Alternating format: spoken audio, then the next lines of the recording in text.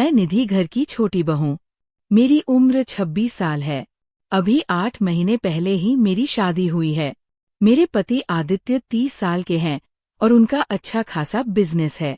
मेरे घर में सास ससुर जेठ जेठानी उनके 2 बच्चों के अलावा हम दोनों पति पत्नी हैं।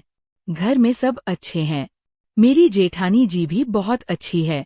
अगर सबसे बुरी कोई है तो वो हूँ मैं, क्योंकि मुझे किसी की गलत बातें बर्दाश्त नहीं होती। ऐसा नहीं है कि ससुराल में आकर ऐसी हो गई हूँ। बचपन से ही मैं सीधी सीधी बातें मुंह पर कहती हूँ, जिससे मुझे ज्यादातर लोग पसंद नहीं करते। मेरी माँ ने मुझे कई बार समझाया कि तुम जो बोलती हो वो अक्सर सही होता है, लेकिन बोलने का तरीका थोड़ा गलत है, इसलिए अपनी बात कहने का तरीका बदलो। मैंने कई बार कोशिश भी की पर मुझसे नहीं हुआ। कभी कुछ भी गलत देखकर या सुनकर मुझे खरी-खरी बोल देने की आदत है, इसलिए मुझे ससुराल वाले बिल्कुल पसंद नहीं करते। और 8 महीनों में ही मैं एक अच्छी बहू बनने की बजाय बहुत बुरी बहू बन गई हूँ। वहीं मेरी जेठानी जल्द किसी को जवाब नहीं देती, चुपचाप अपने काम में लगी रहती है, तो वो सबकी प्यारी बहू है। वैसे वो सच में भी बहुत अच्छी है। उनके जैसी मैं चाहकर भी नहीं हो सकती। एक दिन सबके नाश्ता कर लेने के बाद जब मैं अपना नाश्ता लेकर बैठी तब तक पराठा ठंडा हो चुका था। ठंडा पराठा खाने में अच्छा तो नहीं लगा, फिर भी मैं चुपचाप खाने लगी, क्योंकि मेरे ससुराल में यही नियम है। पहले घर के सभी सदस्य खा ले, फिर बहुएं खाएं। और सिर्फ ससुराल क्या, मैंने अपने मायके में भी यही देखा है।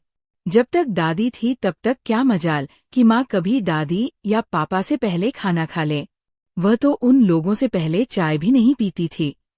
मन में यही सोचते हुए मैं पराठा खा रही थी कि तभी सासू माँ ने ताना मारते हुए कहा, अरे सबने कब का नाश्ता कर लिया और तुम घंटों से लेकर बैठी हो। तुमसे खाते नहीं हो रहा, मुंह में दांत नहीं है क्या? घर के सब काम पड़े हैं और इनको खाने से फुर्सत नहीं। मुझे ये सब सुनकर काफी बुरा लगा, परंतु मैं सामान्य होते हुए बोली, क्या मम्मी जी आप खाते समय भी सुना देती है? कम से कम खाते समय तो ताना मत मारा करो, सबकी के खाने के बाद खाने बैठी हूँ। मेरी बात सुनते ही सासू माँ ने मुझे घूरते हुए कहा, तुम्हारी जुबान सबसे ज्यादा चलती है, बाकी कुछ नहीं। ये बोलकर जाने लगी। फिर पलटते हुए बोली, सुनो, आदित्य सोकर उठा या नहीं? मैंने कहा, नहीं मम्मी जी, अभी तो नहीं उठे हैं। अरे तो उठाओ ना, आज उसके पापा ने कहा था जल्दी दुकान पर आने के लिए। ये लड़का भी ना, जब से ब्याह हुआ है एक नंबर का आलसी और कामचोर हो गया है। अगर इसी तरह चलता रहा तो घर और बिजनेस का कल्याण हो जाएगा। सासू माँ ने कहा। मैं एक बार फिर बोलने लगी। तब तक मेरी जेठानी ने इशारे में चुप रहने को कहा, इसलिए मैं चुप रह गई। पर सासू माँ चुप नहीं हुई। जब से इस लड़की का ब्याह हुआ है, ये लड़की घर में आई है, तब से घर की बरकत बंद हो गई। इसके कदम तो बिल्कुल ही शुभ नहीं हैं। धीरे से बड़बड़ाती हुई कमरे से बाहर निकल गई। ये सब सुनकर मैं अवाक रह गई। तब तक जेठानी आकर बोली, शांत रहो, ससुराल में इस तरह के ताने तो सुनने ही पड़ते हैं। तुम अभी नई नई हो, इसीलिए ज्यादा कुछ पता नहीं है, धीरे धीरे पता लग जाएगा। तुम इन सब बातों को ज्यादा दिल पर मत लेना, जितना सोचोगी उतना दुखी होगी। एक दिन मेरी जेठानी ने आकर पूछा, आज लंच में क्या बनाओगी? मैंने कहा, छोले पूरी। अरे उसे क्यों पूछ रही हो? पीछे से सासू माँ ने कहा और बोली, छोले पूरी मुझे पसंद नहीं, तो आलू गोभी की सब्जी और रोटी यही सब बनाओ। ठीक है। तब मेरी जेठानी ने कहा, मैं सारी तैयारी कर देती हूँ, तुम बना देना। ठीक है दीदी, मैंने कहा। मैं खाना बना ही रही थी कि तभी मेरे भाई का फोन आया। मैं और पापा तुम्हारे घर के पास ही किसी काम से आए हैं, तो हम मिलने आ रहे हैं।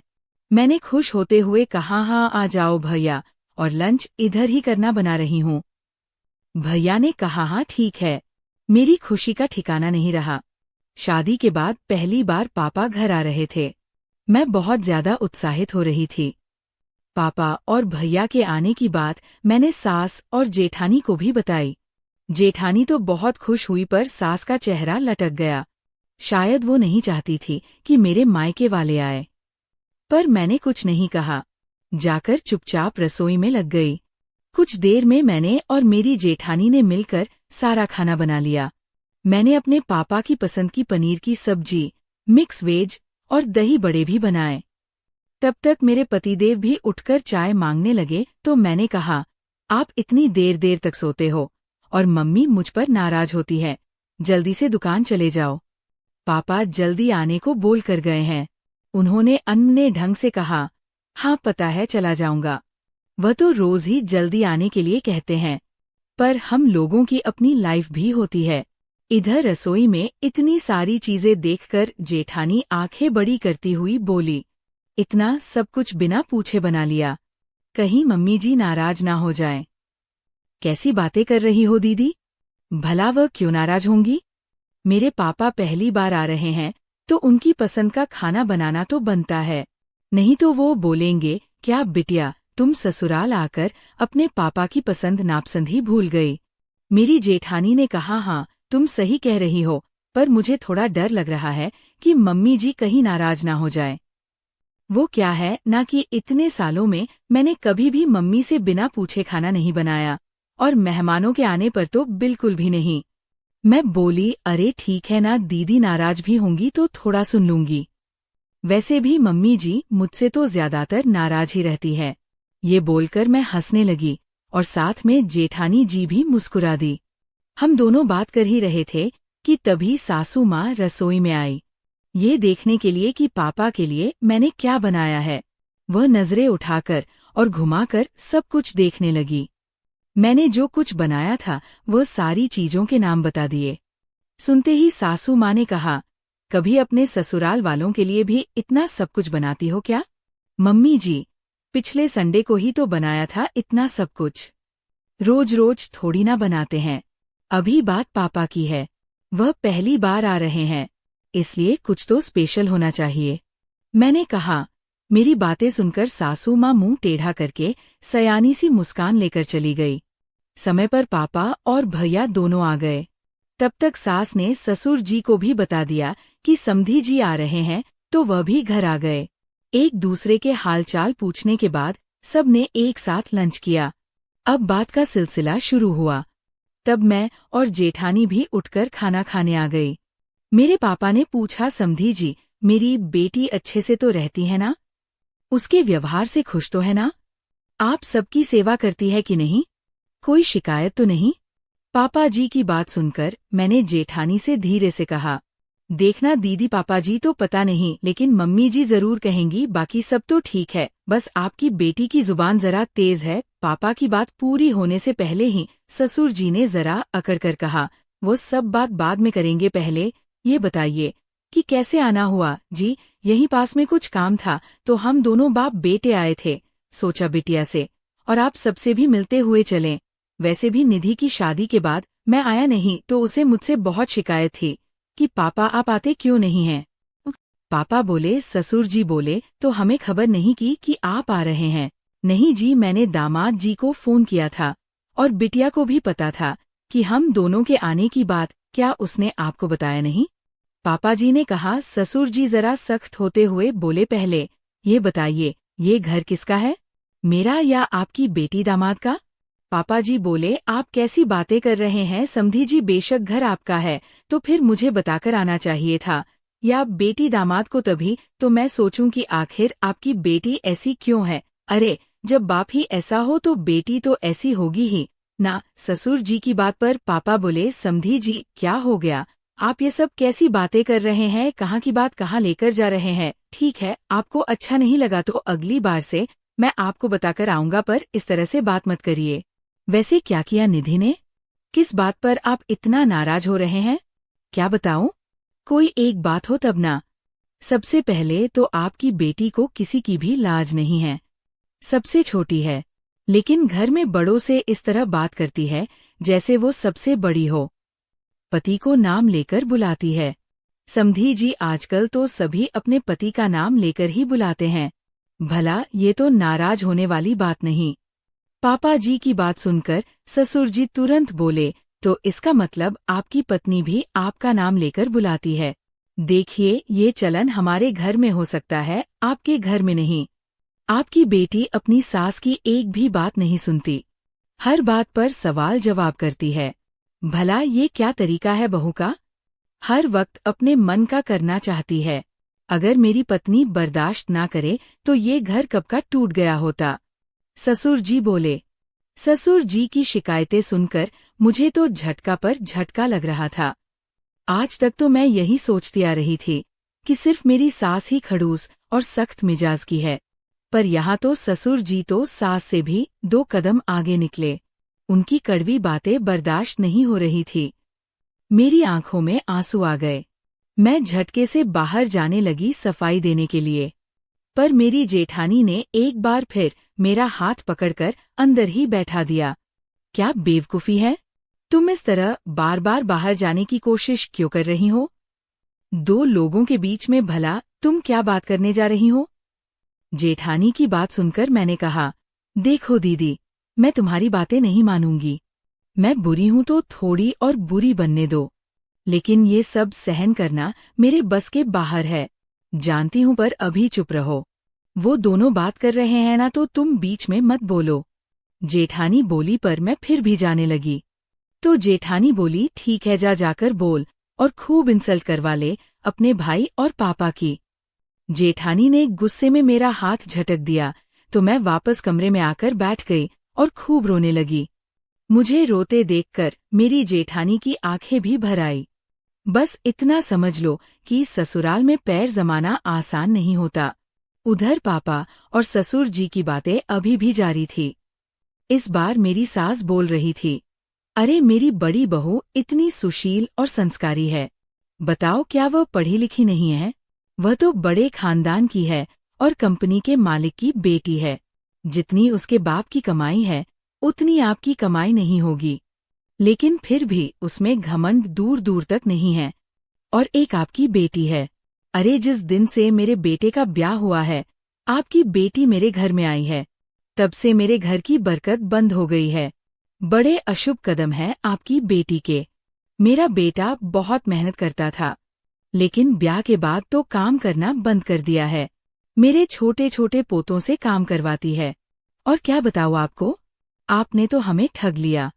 शादी से पहले तो बड़ी बड़ी बातें कर रहे थे, मेरी बेटी ऐसी है वैसी है, लेकिन देख लिया पिछले 8 महीनों में उसका असली रंग। कहते हैं ना, खोदा पहाड़ निकली चुईया। सासुर के मुंह से सारी बातें सुनकर मेरे पापा ने सिर झुका लिया। ठीक है, हमें जो कहना था वो कह दिया, अब आपको बेटी से जो बात करनी है कर लीजिए। ससुर जी ने कहा तो पापा ने मुझे आवाज लगाई, निधि बेटा बाहर आना जरा। मैं तुरंत निकलकर पापा के पास आ गई। उनके गुस्से में लाल हुई आंखें देखकर मैं सहम गई। बेटा, मैं क्या सुन रहा हूँ? तुम्हारे सासुर क्या बोल रहे हैं तुम्हारे बारे में? ऐसा क्यों करती हो बेटा? मैंने और तुम्हारी माँ ने कितना सिखाया समझाया, क्या तुम नहीं समझी? बेटा, ये तुम्हारा ससुराल है। यहाँ हर एक बात और हर एक कदम सोच समझकर उठाना और बोलना चाहिए। इतनी पढ़ी लिखी हो, फिर भी इतनी समझ नहीं है। तुम अपने माँ के दिए सारे संस्कार भूल गई। मैं तो सोच रहा था कि मेरी बिटिया अपने व्यवहार से सबका दिल जीत लेगी, मुझे गौरवान्वित करेगी, लेकिन आज ये सब सुनकर बहुत दुख हो रहा है, बड़ी शर्मिंदगी हो रही है। पापा बोले। पापा की बातें सुनकर मेरी नजरें झुक गई और सिसकियां निकल पड़ी। ठीक है बेटा, अभी तो तुमने जीवन की शुरुआत की है, थोड़ी बहुत गलतियां हो जाती है। चलो, अब तक जो गलतियां हुई है उनके लिए माफी मांग लो। आगे से कोशिश करना दोबारा ऐसी गलती ना हो। समधी जी, मैं आप दोनों से हाथ जोड़कर आग्रह करता हूँ, कृपया मेरी बच्ची का बचपना समझकर उसे माफ कर दीजिए। आगे से फिर ऐसी गलती नहीं करेगी। मैं जानता हूँ ये तुनक मिजाज है, पर दिल की साफ है। पापा बोले। पापा की बातें सुनकर मेरे सास ससुर ने एक शब्द नहीं कहा, बस मुंह सिकोड़े गुस्से में मेरी ओर देखने लगे। पापा जी बोले, चलो बेटा, मेरे सामने ही माफी मांग लो। मैंने कहा, पापा पहले मेरी बात सुन लीजिए। इस बार पापा ने गुस्से में कहा, तुम्हारी बातें क्या सुनूं बेटा, पहले मैंने जो कहा वह करो। चलो माफी मांगो अपने सास ससुर से। मैंने कहा सॉरी पापा, मैं माफी नहीं मांगूंगी। देखा क्या बदतमीज लड़की है, अपने ससुराल में मेरी नाक कटा दी, फिर भी इसे अपनी गलती का एहसास नहीं। पापा बिफरे। मैंने कहा पापा, भला आपने एक तरफ की बातें सुनकर कैसे फैसला सुना दिया? माफी मांगने को कह रहे हैं, सिर्फ मेरे सास ससुर की बातें सुनकर मुझे डांट रहे हैं। एक बार भी आपने क्यों नहीं सोचा कि बेटा तुम्हें भी कुछ कहना है? अगर मेरी गलती है तो भी मुझे अपनी बात रखने का हक है। आप पहले मेरी पूरी बात सुन लीजिए, फिर आपका जो फैसला होगा वह मैं पूरी तरह मानने को तैयार हूँ। पापा जी गुस्से में मेरी तरफ देखने लगे। तभी भैया बोले, हाँ पापा, दीदी सही कह रही हैं। एक बार आप उसकी बातें भी सुन लीजिए, तब अच्छी तरह समझ में आ जाएगा कि आखिर बात क्या है। भाई ने कहा तो पापा बोले, अच्छा चलो ठीक है, बोलो। मैं बोलना शुरू करती। उससे पहले ही मेरे सास ससुर उठकर जाने लगे, तो मैंने कहा मम्मी पापा आप दोनों भी यहीं बैठे रहिए, क्योंकि मैं जो कुछ भी कहना चाहती हूँ वह आप दोनों के सामने ही कहूंगी। ठीक है, बोलो। मेरे सास ससुर वापस बैठते हुए बोले। सास ससुर दोनों ने मुझे एक बार घूर कर देखा और फिर बैठ गए। बोलो जो बोलना है। मैं नीचे जमीन पर बैठ गई। ये देखकर मेरा भाई उठ खड़ा हुआ और अपनी चेयर मुझे देकर बैठने को कहा। नहीं भाई, मैं नीचे ही सही हूँ। मेरे ससुराल में ये नियम है कि जब घर के बड़े सोफा और चेयर पर बैठे हो तब हमें उनकी बराबरी में नहीं बल्कि नीचे जमीन पर बैठना होता है। मैंने कहा। ये सुनकर सासुर मुझे घूर कर देखने लगे और पापा आश्चर्य से उन्हें। सबसे पहले आप ये बताइए कि जब इन्होंने मेरे बारे में इतना सब कुछ कहा, तब आपने एक बार ये क्यों नहीं पूछा कि आखिर मैंने क्या गलती की है? ठीक है, इन्होंने नहीं बताया ना, सही। आपने मुझसे पूछा। चलो मैं बताती हूँ सारी बातें। इन्होंने लिहाज वाली बात क्यों उठाई? आप जानते हैं क्यों? पापा ठहरे के बाद जब मैं यहाँ आई तो मुझे लगा कि ये काफी पढ़ी लिखी फैमिली है, तो ये सब जरा खुले विचारों के होंगे, आधुनिक सोच वाले होंगे। इसलिए मैंने जेठ जी और पापा जी से घूंघट नहीं किया। उनसे बहुत सामान्य होकर बात करने लगी, जो इन्हें नहीं भाया। परंतु ये बात इन्होंने मुझे प्यार से नहीं कही। तभी बहुत बुरा भला कहा, तेरी माँ ने इतना भी नहीं सिखाया कि ससुर जी और जेठ से घूंघट किया जाता है, और हाँ, घर में तुम सबसे छोटी हो, इसलिए हमेशा सिर पर पल्लू लेकर रहोगी। तब मैंने कहा कि जब जेठ जी को भैया और ससुर जी को पापा कहती हूँ तो भला दोनों से घूंघट करने की क्या जरूरत है? ये सुनकर इन्होंने उसी दिन भी मुझे बहुत सुनाया, मेरे संस्कार और परवरिश के बारे में, और ना जाने क्या क्या कहा। मुझे बहुत बुरा लगा, पर मैंने सुनकर भी एक बार जवाब नहीं दिया और ना ही कभी सिर से पल्लू हटने दिया। रही बात इनके बेटे के नाम लेने की, तो मैं शुरुआती दिनों से ही उनका नाम लेकर बुलाती थी, पर इसके लिए इन्होंने मुझे बहुत डांटा। जैसा आज इन्होंने आपसे कहा, क्या आपकी पत्नी भी आपका नाम लेकर बुलाती है?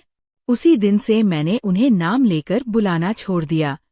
पर आप सबको एक बात बता दूं, इनकी बेटी यानी मेरी ननद इन दोनों के सामने अपने पति को नाम से बुलाती है और तू कहकर बुलाती है। तब ये दोनों हंसते रहते हैं, कुछ नहीं बोलते। तो फिर क्या संस्कार और नियम कायदे सिर्फ बहू के लिए होते हैं? तुम क्या बोल रही हो बहू? सासू माँ ने टोका। मम्मी जी मुझे बोलने दीजिए। आप जब बोल रही थी तब मैंने एक बार भी कुछ नहीं कहा, ना डिस्टर्ब किया, तो प्लीज मुझे भी अपनी बात कहने दीजिए, मुझे मत रोकिए। मेरी बात सुनकर सासू माँ मुंह बनाकर चुप हो गई। अब रही बात इनके बेटे के काम करने की, तो इनका ये कहना कि शादी के बाद इनका बेटा कामचोर हो गया है, सरासर गलत है। बात यह है कि वो पहले से ही कामचोर है। सिर्फ कुछ घंटों के लिए दुकान पर जाते हैं, बाकी पूरा समय बाहर घूमना, दोस्तों के साथ पार्टी करना, देर रात घर लौटना और सुबह 1 बजे तक सोना इनकी आदतों में पहले से ही है। जबरदस्ती उसका दोष मेरे ऊपर मढ़ रहे हैं। अगर आपको मेरी बातों पर यकीन ना हो रहा हो तो उनका बेटा यहीं बैठा है, पूछ लीजिए। रही बात बरकत की, तो हो सकता है दुकान नहीं चलने की वजह इनके बेटे का दुकान में ध्यान नहीं देना। मार्केट में हो रहे उतार चढ़ाव, लोगों का ऑनलाइन और मॉल से शॉपिंग करना, इन सब का भी असर होता है। तो उसके लिए मैं जिम्मेदार कैसे हो गई? मेरे कदम कैसे अशुभ हो गए? ये कहते हैं कि आपने ठग लिया, पर असल में इन्होंने हमें ठग लिया। शादी से पहले हमें कहा गया था कि बिजनेस मेरे बेटे का है, बस सब वही देखते हैं, पर ऐसा कुछ नहीं है। एक नंबर का आलसी, लापरवाह, काम से जी चुराने वाला इंसान है इनका बेटा। अच्छा ठीक है, अब बस कर चुप हो जा। समझ गया मैं, तुम्हारी गलती नहीं है। ससुर जी झुझुलाए। नहीं पापा, मैं चुप नहीं रहूंगी, आपको मेरी पूरी बात सुननी होगी, नहीं तो मैं ससुराल और मायके दोनों की ही नजरों में बुरी बन जाऊंगी, दोषी ठहरा दी जाऊंगी। मैंने कहा, भाई ने कहा, हाँ पापा दीदी को अपनी बातें कहने दीजिए। पापा, मैं आपसे इतना लड़गड़ कर बाहर पढ़ने गई, कितनी मुश्किलों से मैंने MBA किया, पर यहाँ नौकरी नहीं करने के लिए मुझे कहा गया। मैंने तब भी एक बार भी जिद नहीं की। मैंने तो यही सोचा था कि जीवन भर तो नौकरी करनी है, कुछ वक्त सबके साथ बिताना भी जरूरी है। तो फिर मैं कैसे घमंडी हो गई? ये अक्सर मुझे कहते हैं, तुझे अपनी पढ़ाई का बहुत घमंड है। रही बात बच्चों से काम कराने की, तो बस एक दिन मैंने खाना खाते समय टोले से पानी मांग लिया। इसके लिए भी इन्होंने बहुत सुनाया कि मैं कामचोर हूँ। फिर बच्चों को सिखा दिया कि आइंदा मेरा काम ना करें। उसके बाद मैंने बच्चों से कोई काम नहीं करवाया। पहली बार जब मैंने देखा मेरी जेठानी सबसे पीछे खाती है, मैंने जानबूझकर इन सब के साथ अपनी भी खाने की थाली लगा ली। जानते हैं, मेरे सास-ससुर ने परोसी हुई थाली रखवा दी और कहने लगे, हमारे घर में ये नियम नहीं है, तुम दोनों जेठानी देवरानी पीछे खाना खाओगी। भला कोई ऐसा करता है क्या? पापा, आप तो मुझे जानते हैं, मैं दादी के पुराने ख्यालात और दयानूसी सोच को देखकर कितनी बार उलझ जाती थी, परंतु मैं यहाँ किसी से उलझी नहीं। हाँ, मैंने अपनी बातें जरूर रखी। आप इनसे पूछिए कि इनके घर के नियम कायदे मैंने अपनाए या नहीं। जिस चीज के लिए मना कर दिया, क्या मैंने उसे दोहराया? इनकी नजर में जब और जहां गलती हुई, हर बार माफी मांगी। फिर कैसे मैं घमंडी और संस्कारहीन हो गई, कैसे मुझे किसी का लिहाज नहीं। बार बार वही बातें दोहराना, मतलब इनके मन में मेरे लिए जो गुस्सा था वो आपकी बेइज्जती करके निकालना था। अब पापा की नाराजगी कम हो रही थी, वह मेरे साथ साथ ससुर जी की ओर भी देखने लगे। पापा, अभी रुकिए, मुझे और भी कुछ कहना है। मैंने कहा। इधर दरवाजे के कोने पर खड़ी मेरी जेठानी का रो रो कर बुरा हाल था। पता नहीं, शायद उन्हें पिछली बातें याद आ रही थी या कुछ और। जेठानी का रोना देखकर मुझे इतना समझ आ गया था कि शायद उनके साथ भी कुछ ऐसा ही हुआ है, या मुझसे भी कहीं ज्यादा, क्योंकि अक्सर बड़ी बहू से कुछ ज्यादा ही अपेक्षा होती है ससुराल वालों को। हाँ पापा, मैंने कहा। इन्होंने कहा, मेरी जेठानी बहुत संस्कारी है। तो हाँ, वो सच में संस्कारी है, पर यह संस्कार उनके माँ बाप ने दिए हैं, इन्होंने तो सिर्फ सताया है। मैंने क्या सताया है बड़ी बहू को? जरा बाहर निकलो, तुम ही बताओ, इन्हें कब क्या कहा, क्या सताया? जबरदस्ती हम पर झूठ मूठ का इल्जाम लगा रही है। सासू माँ बोली। वो क्या बोलेंगी देखकर तो लगता नहीं कि वो कभी मुंह भी खोलती होंगी। सताने का मतलब सिर्फ शारीरिक नहीं, मानसिक तौर पर भी होता है, जो कि आप सब ने बहुत किया है। मैंने कहा। मेरी बात सुनकर सासू माँ बौखला गई। अरे तुझे आज 8 महीने हुए नहीं और तू सब जान गई है। किसे हमने सताया? अब तू ज्यादा और गलत इल्जाम लगा रही है। मैं गलत इल्जाम लगा रही हूँ? तो आप ही बताइए, क्या कभी उन्हें खुलकर जीने दिया, बोलने दिया, एहसास होने दिया कि तुम भी इसी घर की सदस्य हो? ये घर तुम्हारा भी है, तुम अपने हिसाब से रह सकती हो। आपको पता है पापा कि किसी काम में देरी हो जाए या गलती हो जाए तो तुरंत कहती है, तुम्हारा घर है, जो अच्छे से काम करो, अच्छे से संभालो। बाकी किसी अच्छे काम के लिए, कुछ कराने के लिए अपनी बेटी दामाद से राय लेती है। घर के किसी भी निर्णय में हम दोनों को नहीं, लेकिन अपनी बेटी दामाद को जरूर शामिल करती है, और अंत में होता भी वही है जो उनकी बेटी और दामाद चाहते हैं। ये तो अपने दोनों बेटों से भी बस नाम के लिए पूछती है। इनकी कभी भी कोई बात मायने नहीं रखती। हम लोग पूरा दिन कितना भी काम कर लें, एक बार तारीफ के बोल नहीं निकलेंगे। लेकिन जब भी खाना खाने बैठे, किसी ना किसी बहाने थाली देखने जरूर आ जाती है। कहीं हमने अपने लिए ज्यादा दाल सब्जी तो नहीं रख ली, या फिर कुछ एक्स्ट्रा तो नहीं बना लिया।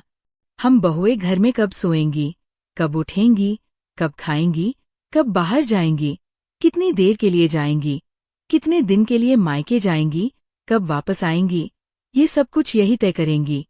यहाँ तक कि हम लोग किस रंग के कपड़े पहनेंगे यही तय करती है, और हम मान भी जाते हैं। और तब ये कहती है कि मैं उनकी बात नहीं सुनती और सिर्फ इनकी वजह से घर टिका हुआ है। कैसे पापा? कैसे सिर्फ इनकी वजह से ये घर चल रहा है? बहू, तुम अब बहुत ज्यादा बोल रही हो। बस समझिए, बोलने दीजिए। बस यही तो मेरी बेटी की खासियत है कि गलती रही तो स्वीकार करती है, अगर गलती ना रहे तो फिर वो डरती।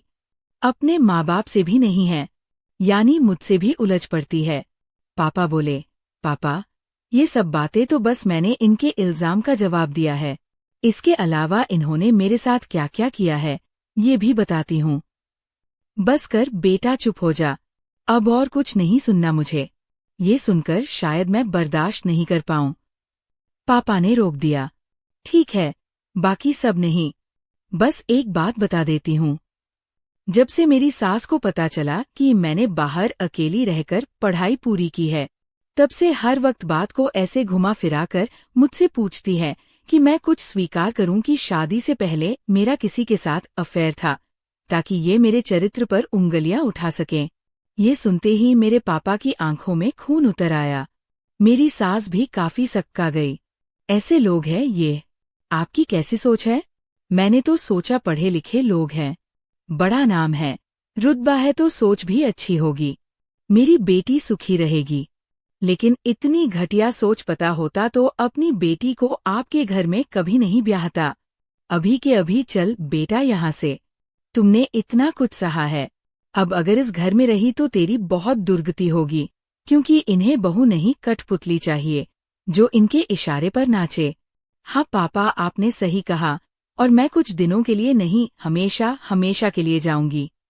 तभी मुझे अचानक खांसी शुरू हुई और उल्टियां होने लगी, शायद लगातार बात करने और रोने की वजह से। परंतु जब मेरी उल्टी बंद नहीं हुई और मैं चक्कर खाकर गिर गई, तब मुझे डॉक्टर के पास ले गए। सास ने उसे नौटंकी मात्र ही समझा। जांच में पता चला कि मैं 3 महीने की प्रेग्नेंट हूँ। सच कहती हूँ, सिर्फ जेठानी ने ही मुझे बधाई दी, बाकी कोई खुश नहीं हुआ। यहाँ तक कि मेरे पति का भी व्यवहार सामान्य रहा। मैं वहीं से मायके चली गई। इस बीच मेरी सास या ससुर दोनों में से किसी ने एक फोन तक नहीं किया, बस जेठानी ने छुपकर 1-2 बार बात की। हाँ, उस समय मेरे पति ने मेरा साथ दिया। समय पर मैंने एक बेटे को जन्म दिया। मेरे पापा ने खुशी से मेरे सास ससुर को कहा कि पोता हुआ है, फिर भी कोई नहीं आया। हाँ, मेरे जेठ जी ने कुछ पैसे उसके अकाउंट में भेज दिए और कहा बच्चे के लिए जरूरत की चीजें ले लेना। अब तक तो मायके में ही लगभग सबको पता चल गया था, तो जो लोग मुझे पसंद नहीं करते थे वह सब ताने देने लगे, सारी जिंदगी घर बैठी रहेगी, इतनी जुबान चलती है कि भला ससुराल में कैसे रह पाएगी, कितनी छूट दे रखी है, भला बेटियां इतनी जुबान चलाती है। ये सब मुझसे बर्दाश्त नहीं हो रहा था। पर माँ के काफी समझाने के बाद मैं शांत हुई। बच्चा अब 8 महीने का हो गया तो मेरे पति ने कहा, चलो अब अपने घर चलते हैं। बच्चे को देखकर मम्मी पापा की सारी नाराजगी दूर हो जाएगी। मुझे भी लगा कि हाँ, ये ठीक कह रहे हैं, क्योंकि अक्सर दादा दादी बहू को भले ही पसंद ना करें, लेकिन पोते पोती को बहुत प्यार करते हैं। ये सोचकर मैं वापस ससुराल आ गई। परंतु यहाँ पर मेरे सासुर मुझसे बात करना तो दूर, बच्चे को भी गोद में नहीं लिया। मुझे बहुत तकलीफ हुई, रोना आया। हाँ, एक बात बता दूं, अब तक मेरे हस्बैंड को अपनी जिम्मेदारी नहीं समझ आई थी, अच्छे से काम नहीं करते थे। बस इसी बात को लेकर अब मेरे ससुराल में सब उनसे बहुत नाराज रहने लगे और एक दिन घर छोड़कर निकल जाने को कह दिया। मेरे पति को लगा पापा बस यूं ही गुस्से में कह रहे हैं, लेकिन उन्होंने सच में हमें निकल जाने को कह दिया। वह रोने लगे। छोटी बच्ची के साथ कहाँ जाऊंगा? मेरे ससुर जी ने कहा, ये तुम जानो, जहां तुम्हारी पत्नी कहे वहां जाओ। 8 महीने के बच्चे के साथ मैं घर से निकल गई और एक बार फिर मायके आ गई। अब मेरे हस्बैंड नौकरी ढूंढने लगे, पर उन्हें नौकरी का अनुभव ही नहीं था, इसलिए उन्हें अच्छी नौकरी नहीं मिली। मैं भी करीब 7 साल तक मायके में ही रही। बीच में उन्होंने कई नौकरियां पकड़ी और छोड़ी, पर कहीं उनका मन नहीं लगा। अंत में जेठ जी को फोन किया, उनसे कुछ पैसे मांगे और एक छोटी सी दुकान डाल ली। मैंने भी अब जॉब करना शुरू कर दिया। धीरे धीरे दुकान में भी बरकत होने लगी। बस इसी बीच मैं दूसरे बच्चे की माँ बन गई। इस बार मैंने सास ससुर को कहा, लेकिन ना तो वो आए और ना ही मुझे बुलाया। इस बार भी सब कुछ मेरी माँ ने संभाला। करीब 12 साल बाद अब मैं ठीक ठाक जीवन बिता रही हूँ और सब ठीक है, परंतु सासुर की नज़र में मैं बहुत बुरी हूँ और संस्कारी बहू नहीं हूँ। मेरा ससुराल जाना बहुत कम होता है। सास ससुर को कई बार बुलवाने के बाद भी जब दोनों मेरे पास नहीं आए, तब मैंने भी जाना बंद कर दिया। हाँ, जेठानी से कभी कभी मिलने जाती हूँ। वह कभी कभी मेरे घर आ जाती है। वह मुझे देखते ही कहती है, बड़ी हिम्मत वाली है रे तू। धन्य है, कम से कम तूने अपना मुंह तो खोला, विरोध तो किया। मुझ में तो इतनी हिम्मत नहीं है। एक दिन मैंने भी उनसे पूछ लिया, दीदी आप उस दिन इतना क्यों रो रही थी? उन्होंने ज्यादा कुछ नहीं कहा, बस इतना बताया, जितना तुम्हारे साथ हुआ है उससे कई गुना मेरे साथ हो चुका है, और तुम्हारे पापा को तो तुमने खाना भी खिलाया, मेरे पापा को तो खाना भी नहीं खाने दिया इन सब ने। बस इसी बात को याद करके रो रही थी। तो फिर आप क्यों इतनी संस्कारी बनी रही? फिर भी क्यों नहीं छोड़ देती? क्यों सबकी इतनी सेवा कर रही हो? तब जेठानी ने कहा, देखो तुम्हारा कहना सही है, पर अब मैं सोचती हूँ, जब शुरू से कुछ नहीं कहा, मुंह नहीं खोला, तो अब बोलकर क्या मतलब है? वैसे भी जब तुमने जवाब दिया तो उसके बाद से तो दोनों काफी शांत हो गए हैं। अब मुझे अपने मन की करने की आजादी मिल चुकी है। बहुत धन्य हो तुम दीदी, बहुत बड़ा दिल है तुम्हारा। पर हाँ, इतना बड़ा दिल मेरा नहीं हो सकता। ये सुनकर वो हंसने लगी। अब मैं अपने परिवार में जुड़ी हूँ, परंतु कभी पिछली बातें याद आती हैं तो मैं सोचने पर मजबूर हो जाती हूँ। मैं पढ़ी लिखी, इंडिपेंडेंट, अपनी बात रखने वाली हूँ। तब मेरे साथ इतना सब हुआ, उन बहुओं के साथ क्या होता होगा जो ज्यादा पढ़ी लिखी नहीं है, जो अपने लिए नहीं बोल पाती, विरोध नहीं कर पाती, और हाँ, जिनके माँ बाप भी साथ नहीं खड़े होते। वह कितना बर्दाश्त करती होंगी, कितना एडजस्ट करती होंगी, सोचकर ही परेशान हो जाती हूँ। तो दोस्तों, आज की हमारी कहानी आपको कैसी लगी कमेंट करके जरूर बताएं, और वीडियो को लाइक करके चैनल को सब्सक्राइब करें। धन्यवाद।